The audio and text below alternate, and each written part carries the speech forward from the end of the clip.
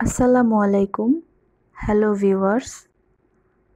আজ আমি আপনাদের জন্য নিয়ে এসেছি দেশি মুরগি দিয়ে ডাঁটার ঝোল। এটি খুব মজার একটা খাবার। এটি সাধারণত আমরা সাদা ভাত দিয়ে খেয়ে থাকি। যারা ট্রাই করেননি রান্নাটা করে খেয়ে দেখবেন। তো চলুন রান্না করতে আমাদের কি কি উপকরণ লাগছে দেখে নিই। আমরা এখানে একটি মাঝারি সাইজের দেশি মুরগি নিয়েছি আর নিয়েছি ডাঁটা। ডাঁটাটা অবশ্যই একটু মোটা টাইপের ডাঁটা নিতে হবে। ডাঁটাটা যেন আঁশ না থাকে সেদিকে খেয়াল রাখতে হবে, এজন্য পরিষ্কার করে ছুলে নিতে হবে। আমরা এখানে নিয়েছি জিরা বাটা, আদা বাটা, পেঁয়াজ বাটা আর লাগছে রসুন বাটা, দারচিনি আর নিয়েছি এলাচ আর নিয়েছি কাঁচামরিচ ফালি এবং পেঁয়াজ কুচি। আমরা একটা চুলায় কড়াই বসিয়ে দিয়েছি, এর মধ্যে দিয়ে দিচ্ছি পরিমাণ মতো তেল। তেলটা গরম হয়ে গেলে এর মধ্যে দিয়ে দিচ্ছি দারুচিনি এলাচ, এরপর দিয়ে দিচ্ছি হাফ কাপ পরিমাণ পেঁয়াজ কুচি। পেঁয়াজ কুচিটা দিয়ে একটু বাদামি রং করে ভাজতে হবে।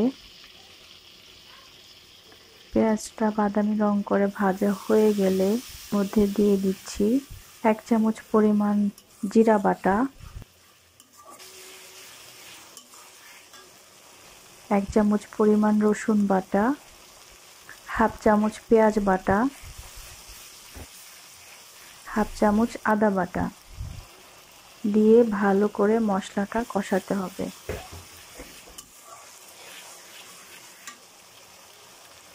এর মধ্যে সামান্য পরিমাণ পানি দিয়ে দিচ্ছি, মশলাটা যেন পুড়ে না যায়।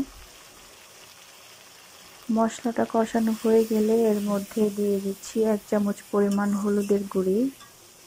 হলুদের গুঁড়িটা দিয়ে ভালো করে মশলার সঙ্গে মিশিয়ে নিতে হবে।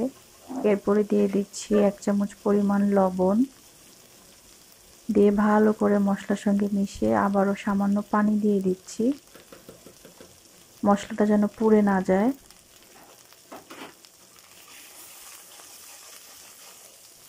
এরপরে দিয়ে দিচ্ছি 1 চামচ পরিমাণ মরিচের গুঁড়ি, দিয়ে ভালো করে মশলার সঙ্গে মিশিয়ে নিতে হবে। মশলাটা ভালো করে কষানো হয়ে গেলে এর মধ্যে মুরগির মাংসটা দিয়ে দিচ্ছি, দিয়ে ভালো করে মশলার সঙ্গে মিশিয়ে নিতে হবে। মুরগির মাংসটা একটু কষানো হয়ে গেলে এর মধ্যে ডাঁটাগুলো দিয়ে দিচ্ছি, দিয়ে ভালো করে কষাতে হবে।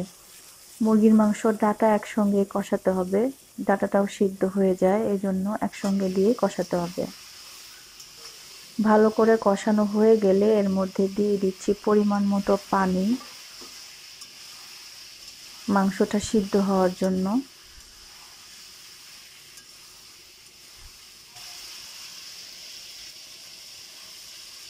পরিমাণ মতো পানি দেওয়া হয়ে গেলে একটু নেড়ে চেড়ে ঢাকনাটা দিয়ে দিতে হবে। ঢাকনাটা দিয়ে কিছুক্ষণ অপেক্ষা করতে হবে। ঢাকনাটা তুলে একটু নেড়ে চেড়ে দিচ্ছি।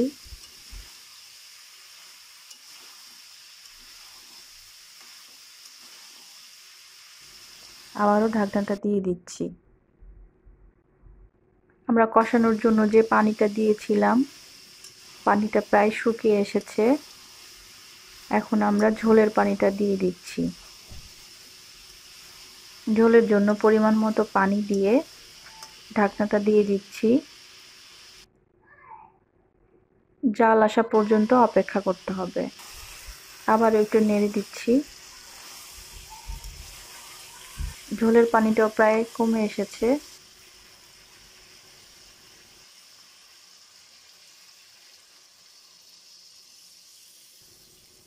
এর মধ্যে দিয়ে দিচ্ছি ভাজা জিরার গুঁড়া।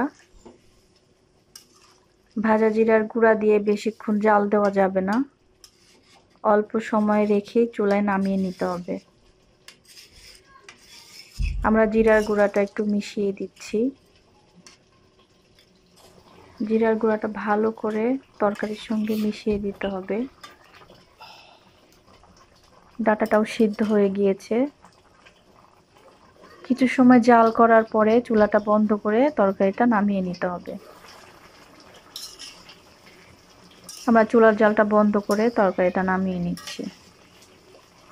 দেখুন তরকারির কালারটা কত সুন্দর হয়েছে। এটি সাধারণত সাদা ভাত দিয়ে খেতেই বেশি ভালো লাগে। তা আপনারা যারা ট্রাই করেননি ডাটা দিয়ে দেশি মুরগির ঝোল, অবশ্যই বাসায় এটি ট্রাই করে দেখবেন। অনেক মজার একটি খাবার। যারা সাদা ভাত খেতে পছন্দ করেন তাদের এই তরকারিটা দিয়ে খেতে অনেক ভালো লাগবে। তো ভিউয়ার্স, আমার এই রান্নাটি কেমন লাগলো অবশ্যই কমেন্টস করে জানাবেন। আর যারা আমার চ্যানেলটি সাবস্ক্রাইব করেননি অবশ্যই চ্যানেলটি সাবস্ক্রাইব করে রাখবেন। আর পাশে থাকা বেল বাটনটিতে একটি ক্লিক করে দিবেন। আমি যখন কোনো নতুন রান্না দিব নোটিফিকেশনগুলো আপনাদের কাছে পৌঁছে যাবে। সবাই ভালো থাকবেন, সুস্থ থাকবেন। আল্লাহ হাফেজ।